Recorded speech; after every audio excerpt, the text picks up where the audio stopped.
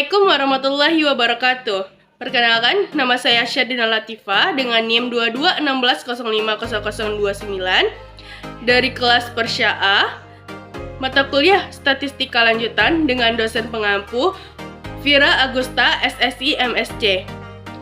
Baik, tujuan dari saya membuat video ini untuk memenuhi ujian akhir semester Statistika Lanjutan. Saya akan mempresentasikannya. Silahkan untuk menikmati videonya.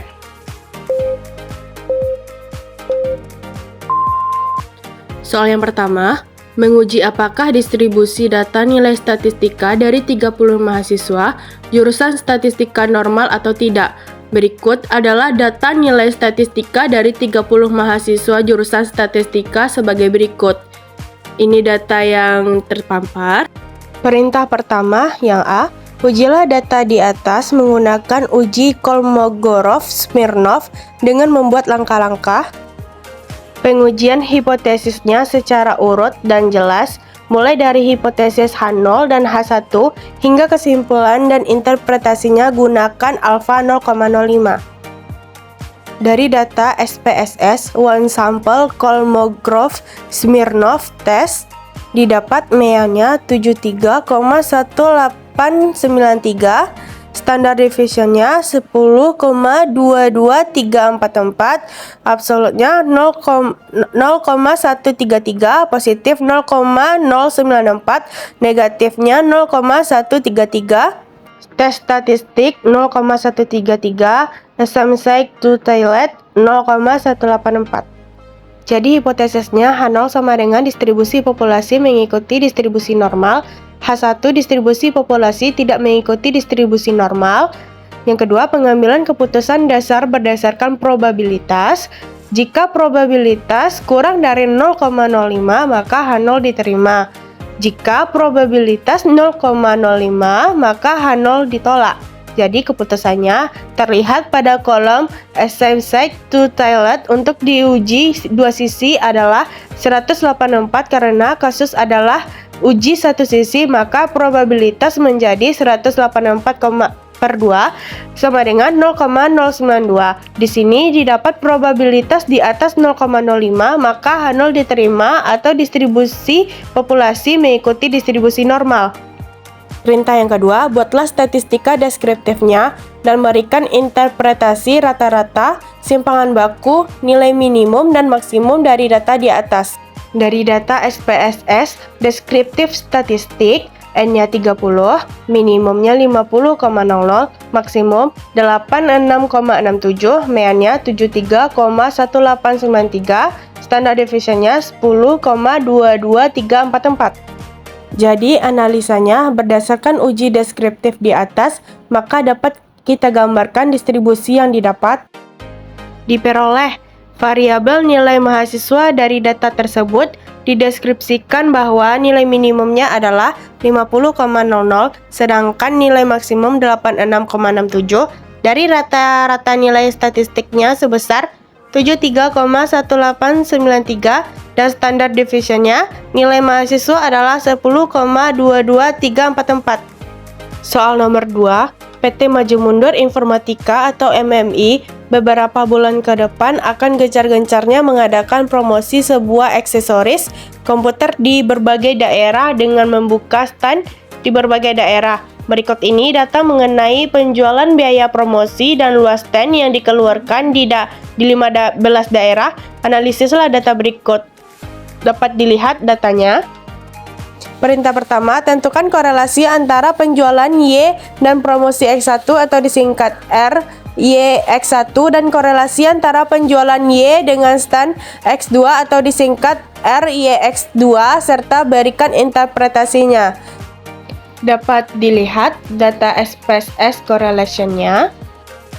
Jadi interpretasinya yang pertama, hubungan antara variabel Y dengan X1 ialah dari hasil perhitungan didapatkan angka korelasi antara penjualan dengan promosi yang dihitung dengan koefisien korelasi adalah sebesar 0,898, artinya hubungan kedua variabel tersebut sangat kuat. Korelasi positif menunjukkan bahwa hubungan antara penjualan dengan biaya promosi searah. Artinya, semakin besar biaya promosi di tiap daerah akan membuat penjualan cenderung akan meningkat. Yang kedua, hubungan antara variabel Y dengan X2 ialah dari hasil perhitungan didapatkan angka korelasi antara penjualan dengan stand yang dihitung dengan koefisien korelasi adalah sebesar 0,901. Artinya, hubungan kedua variabel tersebut sangat kuat, korelasi positif yang menunjukkan bahwa hubungan antara penjualan dengan biaya promosi searah, artinya semakin besar biaya promosi di setiap daerah, maka akan membuat penjualan cenderung akan meningkat. Perintah kedua, tentukan koefisien determinasi R kuadrat dan berikan interpretasinya. Dapat dilihat dari data SPSS model summary. Jadi interpretasinya ialah berdasarkan tabel diperoleh nilai koefisien determinasi atau R2 sebesar 0,949 atau sebesar 94,9%. Jadi tingkat promosi dari stand mempengaruhi tingkat penjualan dari PT Maju Mundur Informatika atau MMI sebesar 94,9%. Sedangkan sisanya 5,1% dipengaruhi oleh variabel lainnya. Perintah yang ketiga, buatlah persamaan regresi linear berganda atau satuan penjualan dalam juta rupiah, promosi dalam juta rupiah, dan stand dalam meter kuadrat, dan berikan interpretasinya dengan lengkap yaitu A. Jika X1 dan X2-nya 0, maka nilai beta 0 sekian artinya. B. Jika X1 atau biaya promosi naik 1 juta rupiah, maka yang C, jika X2 atau jumlah stand ditambah 1 meter kuadrat, maka Maju Mundur Informatika atau MMI sebesar 94,9%, sedangkan sisanya sebesar 5,1% dipengaruhi oleh variabel lainnya. Dapat dilihat data SPSS koefisiennya. Jadi, analisis untuk menyusun persamaan regresi dari data di atas dapat menggunakan nilai-nilai dari kolom B, yaitu unstandardized koefisien dari nilai konstan 21,017, sedangkan nilai koefisien variabel promosi sama dengan 3,985M, dan nilai koefisien variabel stand sama dengan 0,364, sehingga dapat disimpulkan persamaan regresi linear seperti Y sama dengan A ditambah B1X1 ditambah B2X2 ditambah B3X3, Y sama dengan 21,017 dan ditambah 3,985X1 ditambah 0,364X2.